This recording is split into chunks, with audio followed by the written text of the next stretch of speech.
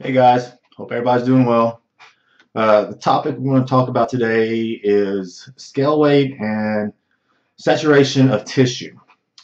Uh, what I see a lot of times is people will let that scale number dictate, whether they have a good or a bad day, or it basically controls their lives and everything they do. So the topic I'm talking about today is, you know, what can cause fluctuations in scale weight, um, being realistic with those things, and not letting them control you. Um, so, what we're talking about right now, what I'm going to talk about and discuss is tissue saturation.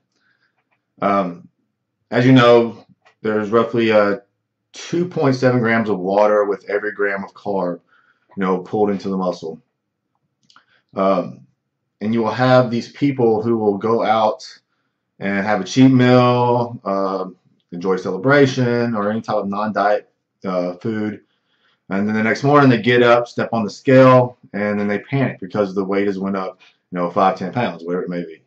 The thing you have to realize is you can't get fat in one day, especially off one meal. The added weight to the scale is basically saturation of fluid inside the tissue. Um, so what you've done basically is saturated tissue with water, and you haven't added any fat mass. Your frame is still the same size, and all you've done is filled it with the fluid, which just makes it weigh more. To give you a visual example, take this basketball.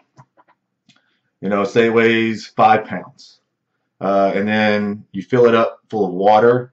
The size of the ball hasn't changed at all, but it weighs more, obviously. So, I mean, it's not adding any mass to the actual frame itself, but the scale has gone up in weight. All right, so you're not actually changing your frame by adding fat mass. You're just saturating your tissues with fluid. All right, so hopefully that kind of comes across and gives you an idea of what I'm talking about. So, you see people will step on the scale and then they panic, and then they'll either cut calories the next day, do cardio, try to make up for the added scale weight, or whatever it may be. All right, so don't let the scale dictate, whether you're having a good or bad day. Don't let it dictate changing your eating schedule or your calorie intake. You can make up for things, especially when it's something so insignificant as water weight. Um, and then you have people that are also they go on these low carb diets, and within a week they lose 5 to 10 pounds. That is not fat. I mean, it's physiologically almost impossible to lose 5 to 10 pounds of pure fat in a week. All you're doing, again, is manipulating water within the muscle and tissues. So obviously when you go low carb, you're depleting your body water stores, and then the scale is going to show that you weigh less, but you actually haven't lost any fat. And then people just, make the problem worse, and they go lower carb or no carb and just continue this on, which obviously will have terrible effects down the road. And that's a whole nother story.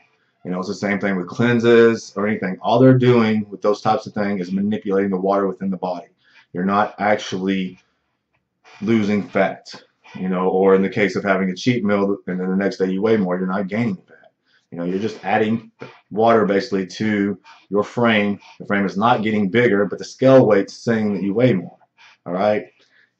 When you step on a scale, you don't know if that's water, fat, muscle that it's weighing, or incidental, organs and tissues in the body. All right. So use the scale as an indicator and a small piece of your feedback. It's not the be all end all. Everybody gets obsessed with this thing. If they put on 10 pounds of scale weight, oh, I added 10 pounds of muscle. Or if they've lost the weight, they've lost fat. It's not that simple and easy of a process. There's a lot more factors coming into play. All right, so the takeaway point is basically just don't let the scale weight dictate everything that you do, whether it be, increasing your calories or decreasing your calories, or cause emotional issues with yourself, because females especially, they'll step on that scale, they'll see it went up even just 2 pounds, become depressed, thinking they've gained fat or whatever it may be. And that can just escalate into all kinds of other emotional and mental issues. So use the scale as a tool and not the be all end all of everything. You know, Honestly, if you have any type of emotional issue with weight, you should basically throw your scale out for a while and just read your biofeedback that your body is giving you. How you're feeling, how you're looking. More internal cues, so to speak, and not all these external cues of numbers and whatnot. All right. So just be realistic with that scale. Don't let it, dictate everything that you do when it comes to your training, your nutrition, and everything else. All right. Just a reality check.